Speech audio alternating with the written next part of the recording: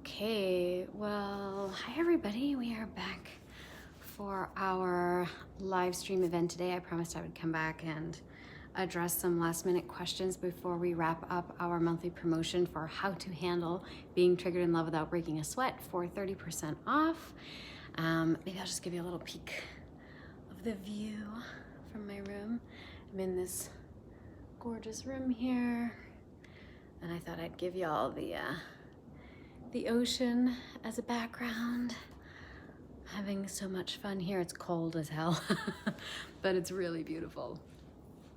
Okay, so I wanted to just touch upon a few of the last questions that we got this month following our theme of communications and feeling triggered in love, and this has sparked a lot of conversation and questions and inquiries popping up. So I wanted to just address a few more of those here today, and then we can sign off for this month and that promotional event. So, okay. So this one I wanted to address because I feel like this comes up a lot. And it sort of piggybacks off one of the previous live streams we did this month about what are the possibilities for an anxious and avoidant pairing? So here's the question. I'm afraid I won't be attracted to a secure partner, and a relationship with someone that you're not attracted to doesn't seem to be sustainable or happy either. I just don't want someone without that intense draw that like I felt for my ex-boyfriend. So again, we kind of mentioned this before, but I just want to clarify. I would never say that an avoidant partner and an anxious partner could not have a happy or sustainable relationship. I wouldn't be here trying to share these tools with you if I didn't think that was possible, okay? I actually feel like this kind of pairing has a tremendous opportunity for spiritual, emotional, and mental growth in the relationship, and that is what attracts us to each other. But it may require more effort, and that is because the way that we have been conditioned up until this point in pairing with our temperament and the ways that we receive and respond to our stimulus may have been, let's say, cultivated over time so that we tend to perpetually trigger one another unless we have certain tools in place so that we are able to communicate not only from an honest place, but also in a way that takes into consideration your partner's perspective as well. So one of the things that I wanted to talk about this is that sometimes we also tend to equate attraction with struggle. We tend to equate this sense of attraction with if I'm not suffering, right? If I'm not suffering, then it isn't really love. And if you're not suffering a little bit for me in this relationship, then you don't really love me, right? The light is getting a little bit dim. I'll just switch that around a little bit. Maybe you can see me better. So we have this association with suffering, that like suffering is somehow a determinant of how much we love a person. And if you want to learn more about that, I do have a video on my channel called 3 Steps to Release. Oh, if I can meet my own needs, why be in relationship, and 3 steps to release suffering in love. But what I wanted to say about that specifically today, I heard a movie quote recently, and this is how it went. It said, "Not everything good comes from suffering. Some things come from love," right? So oftentimes when we don't feel like there's something to be struggling or striving for or butting up against, then it feels like there's no standard by which to judge ourselves. There's no standard by which to determine what is our worth and what is our value. And because we spend so much time trying to figure that out by looking outside of ourselves, we come to equate that with a suffering process, a painful process. And so when we have an aversion to learning how to experience passion in a new context, let's say outside of the context of suffering or working for something or always being challenged or always being kind of provoked and associating that provocation with arousal or with attraction, right? When we have an aversion to learning how to do that outside of that paradigm, it's kind of like there's a part of you that's trying to convince you that it doesn't exist. Because if you were to try to explore it outside of that paradigm, then that does mean a part of you is going to have to die, or at least be integrated and take a back seat to another part of you that you haven't tapped into yet. So, for example, I wanted to explain this in a way that's more concrete. So when there's a part of your ego that basically says, to be any other way means that you would be too boring, or it would be too nice, or they would be too unexciting, right? Or we won't be stimulated by it. When we think to ourselves, a secure person is too boring, I just know that I wouldn't be excited by them. What we're really saying and what we're really thinking is that I don't know that I would be a good partner for a secure person. And if I had a secure partner, I'd probably end up being the one that's more fucked up. And then I think that I would end up hurting them. And if I end up hurting them, then that feels kind of intolerable and unacceptable, because I know what it's like to feel hurt. And I would prefer to be the one hurt than to hurt somebody else, right? And there's a lot of reasons why we may make a choice like that, or we may think that way. So the solution is really not about learning how to be attracted to a secure person, so to speak, but rather learning how to sink into yourself, learning how to recognize that worrying about the emergence of passion, worrying about that sense of arousal and stimulation somehow burgeoning in the future or not emerging in the future is kind of a spin cycle. It's a distraction. It's meant to distract you and yourself from the essential issue. But once you address that essential issue, what you realize is that passionate feelings exist within you eternally. That when you feel passion, it's not because that other person showed up and delivered it to you like the pizza man. It's because there's some aspect of you found an external point of focus for some aspect within you, so that you give that aspect permission to rise up. And that is those passionate feelings. And that always exists within you. They are your feelings. People always say, like, I can't feel that way unless that person's in my life. But if I were to ask you right now to imagine a time when you felt a certain way, to think of the smells that were there, the tactile sensations that you had, the thoughts that you were thinking, the feelings what were you wearing, what did it look like? And you think and reflect enough on those reflections, those thoughts, those memories, you will also start to feel the way you felt in that circumstance. And the feelings are right there, right now, in the present moment. You didn't actually need those circumstances to recreate those feelings, because you have them, because they're yours. They were always yours. You just found an external point of focus for them. Okay, but once you can start to sink into yourself more and realize that you don't need this external striving in order to prove to yourself that you are of value, then you find that your passionate feelings are accessible, and actually you have so many more options and choices now because you have more access to that within yourself, right? This was another question. How do you know about when a partner uses intentional tactics to generate pain or confusion or anything in a partner to create distance in the relationship? They win by keeping the other person far from their heart. Meanwhile, you're feeling hurt or lonely, and they seem to be pleased by that. So in this circumstance, the first place is to really start asking yourself, why are you investing your time, energy, effort, and focus into someone that doesn't want to connect with you on a level that you want to connect, okay? And then to realize that this dance you're describing is their way of connecting, okay? Because there's a difference between someone who pushes you away because they're feeling afraid or smothered or overburdened versus someone who pushes you away because they are trying to take pleasure in the pain that it causes you, okay? Because that's an evidence of their own personal influence. Some people, there were some comments there, be like, oh, that's narcissism, yada, yada. there may be some narcissistic traits there, but this actually goes a level deeper into sadomasochistic tendencies. And we all have sadomasochistic tendencies, like everything else. It's on a spectrum.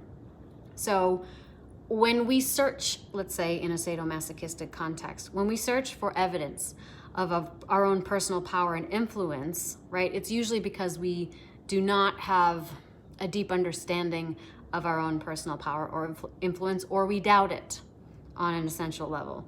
And so a sadist is gratified through the infliction of and the witnessing of intense pain because they caused it. And so that must mean that they have some kind of power and influence. Now, the masochist is gratified by making themselves the focus of what they perceive to be the sadist's power. And they like being the focus to experience the intense emotional investment and attention that the sadist gives them in that moment, because it makes them feel worthy and powerful enough to have attracted the sadist's attention. Now, maybe there isn't, black leather and handcuffs, but it's the same emotional dynamic. So for example, I'll give you a PG version of this. When you flirt with someone else in front of your partner, because you want to make them jealous, right? Because you want them to recognize how strong their feelings are for you, or because you want them to have some kind of emotional distress so that they value you more. That is a level of sadism. That's a sadistic thing to do, because you're trying to witness your own emotional influence for your own personal gratification. Okay, that's a sadistic tendency. Now, the jealous partner in that moment, you realize how strong your feelings are. You realize a surge of anger, aggression, resentment, adrenaline, competition, motivation, so on and so forth. And those feelings often bring acute clarity. And they can make you feel very attracted, stimulated, aroused, and therefore sometimes more alive. And so a masochist can get addicted to that because they find that gratifying. Okay, so, to answer this question, once you recognize the masochistic inclinations within yourself, then you start to understand your own inner sadist as well. And then you start to make, better choices about whether or not that's a dialogue that you want to be engaged with anymore. I would add that some people who have this dynamic within them can have narcissistic tendencies. Some people who have narcissistic tendencies are not necessarily sadomasochistic, but I will say that all of us, everyone has some level of sadomasochism within them. And as I demonstrated with the PG version example there. Okay, so there was one other one I wanted to share. Let's see. I'm on my phone, so it's a little harder to see the live chat. Hi there, Tiger Lily, Efrat. I'm glad you liked the videos. Welcome from Poland. Is passion a side effect of investment? I'm not sure what you mean by that. What's to stop us from feeling we can be the secure partner? We're warriors after all. Does the past really have to define us? Oh, that was the other question I wanted to, yes, thank you for the reminder. That's the question I wanted to address. Okay, this one. So this was a question that probably relates to what just popped up in the chat.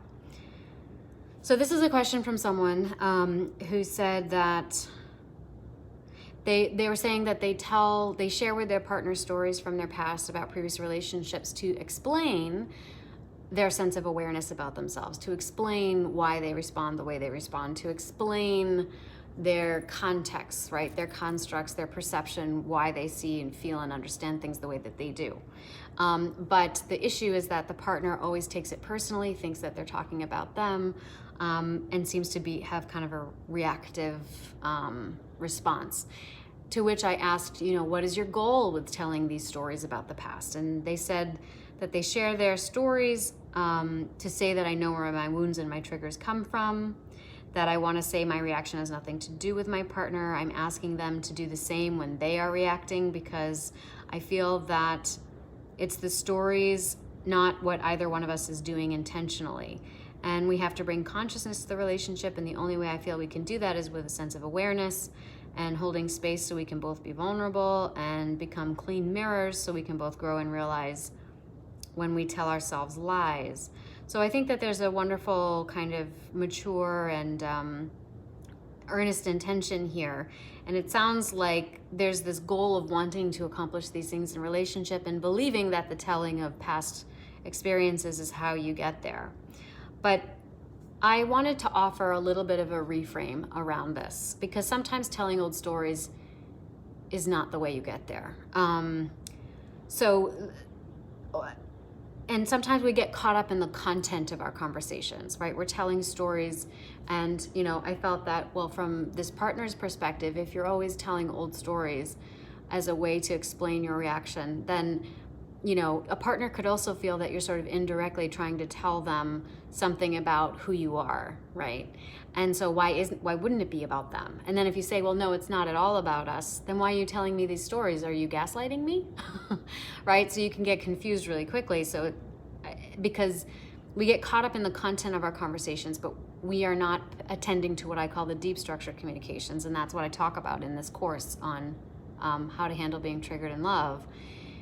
The content of your conversation is usually not what is being communicated. It's the deep structure communications. So when I say, what is your goal in telling a new partner old stories? Like, what's your goal in telling somebody about your past? It's connection. Your goal is always connection, and there are ways to connect that don't have to rehash old stuff, especially old stuff you're trying to change. So one of the things I would suggest is taking into consideration the context in which you are having these conversations and prefacing the things that you want to say. So for example, contextualizing something is prefacing this with first, I want to tell you this story because, right? Or as I'm explaining this to you, I am explaining it to you with the goal of X, Y, Z.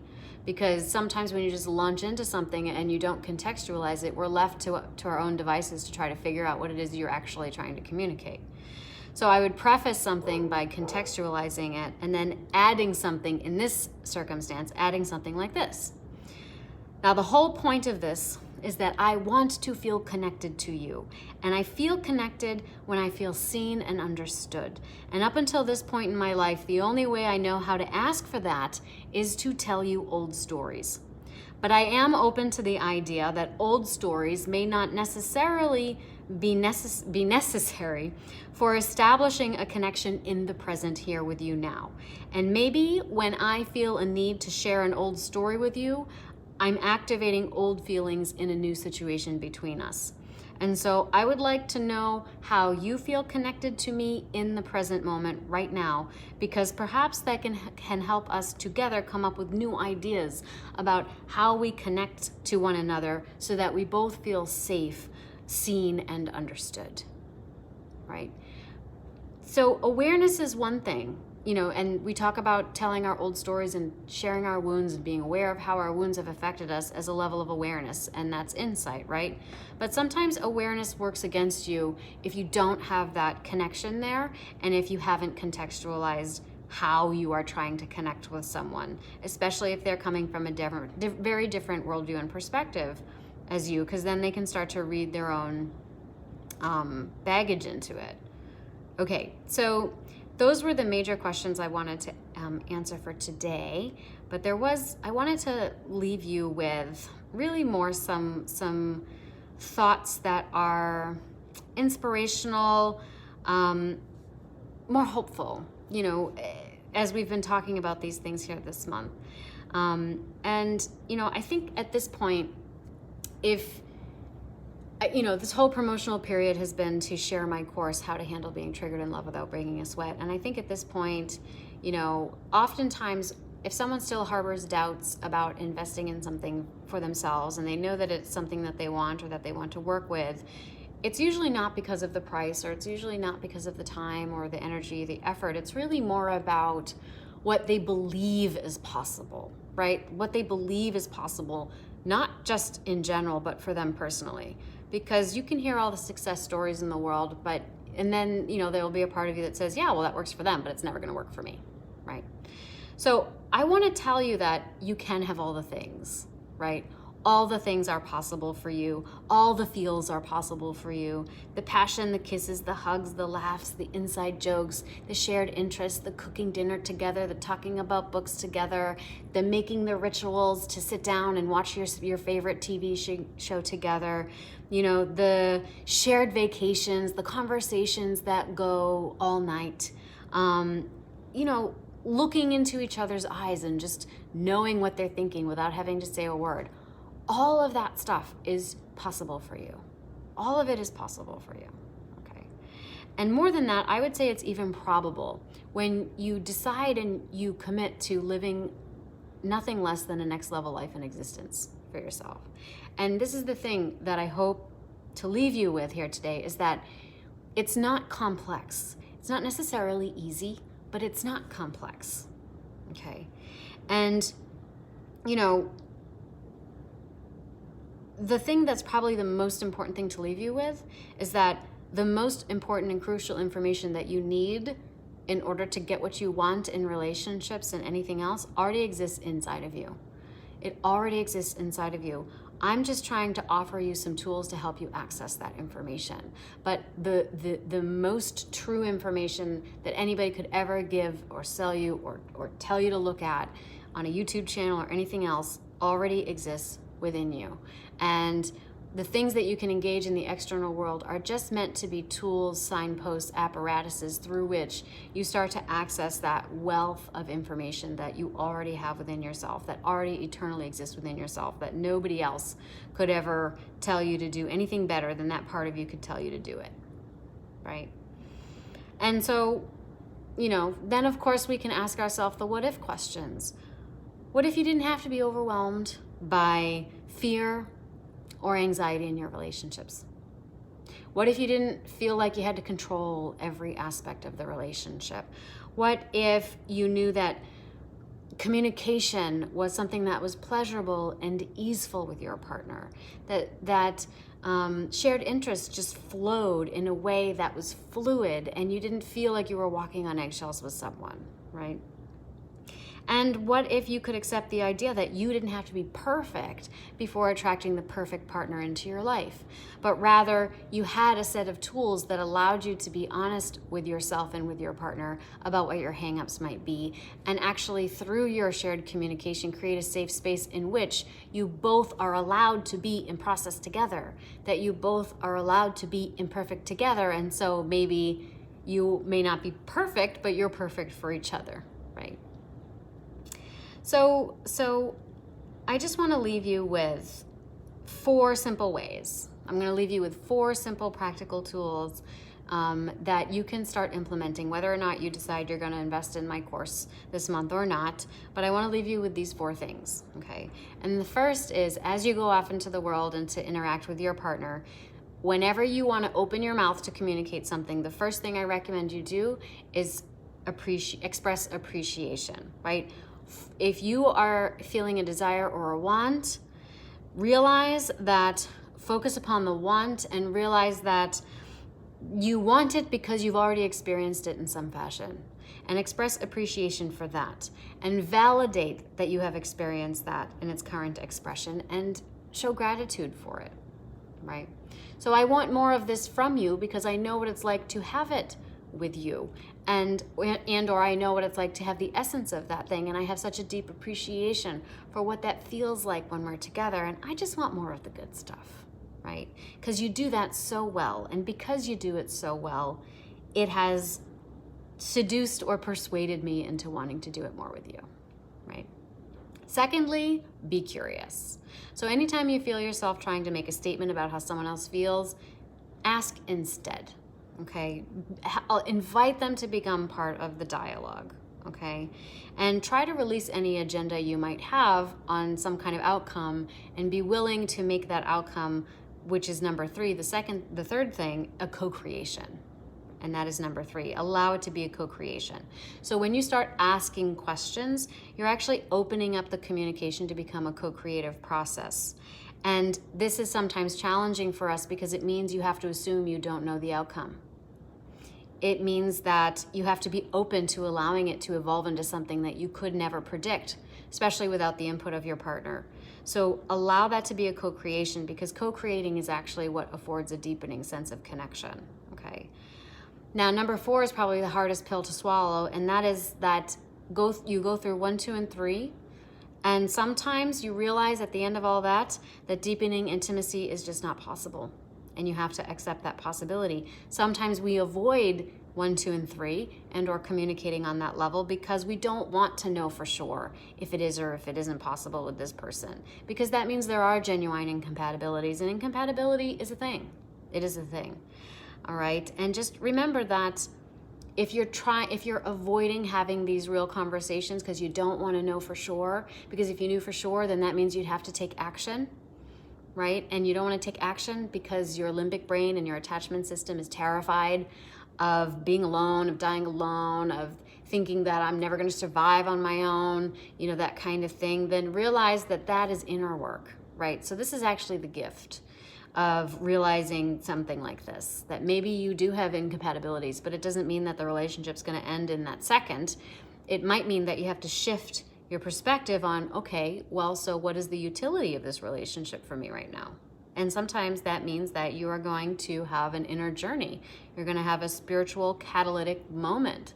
And if you want to learn more about that, I invite you to check out my video, 4 Phases of the Romantic Journey, when I talk about how, you know, we often come to this journey starting out in the wandering phase, which is when we're just sort of stumbling through life, responding to our environments, not really thinking about why we think and feel the way we do, just being concerned that we do. And anything we do is to justify just acting on impulse.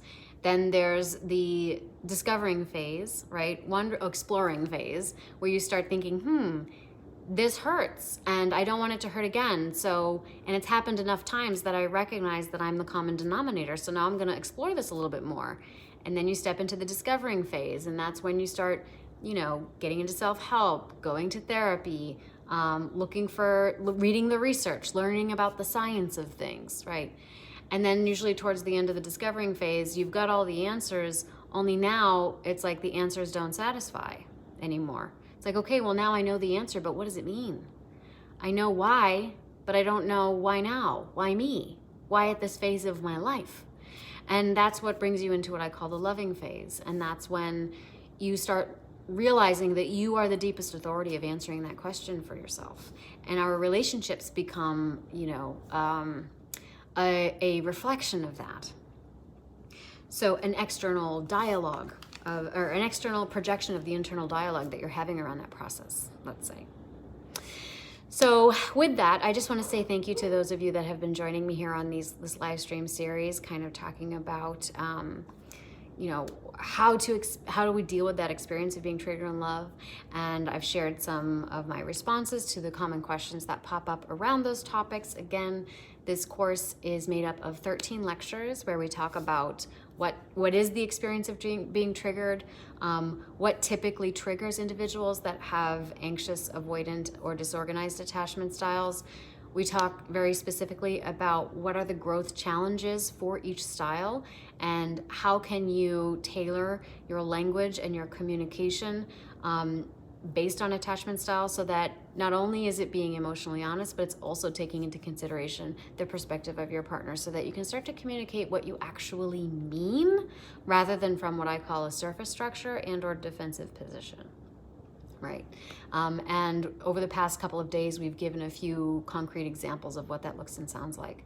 So again, if this is something you're interested in, it is 30% off for $67 this month. Again, you will not find this course on my website. I usually only offer it as a bonus for people who purchase my high-end courses, but there's been so many questions about this, I thought I'd offer it this month. And so again, check it out in the link in the captions video. Today is the last day to purchase it at this rate. And again, there's a 14-day money-back guarantee. So even if you purchase it, change your mind, you don't like it, you can just shoot me an email and you will be refunded, no questions asked. So I invite you to take advantage of that today, and I will see you back in New York. I think next week for our next live stream, where we're going to talk a lot more about specific triggering statements according to attachment style next month. So I look forward to seeing you on our next live stream.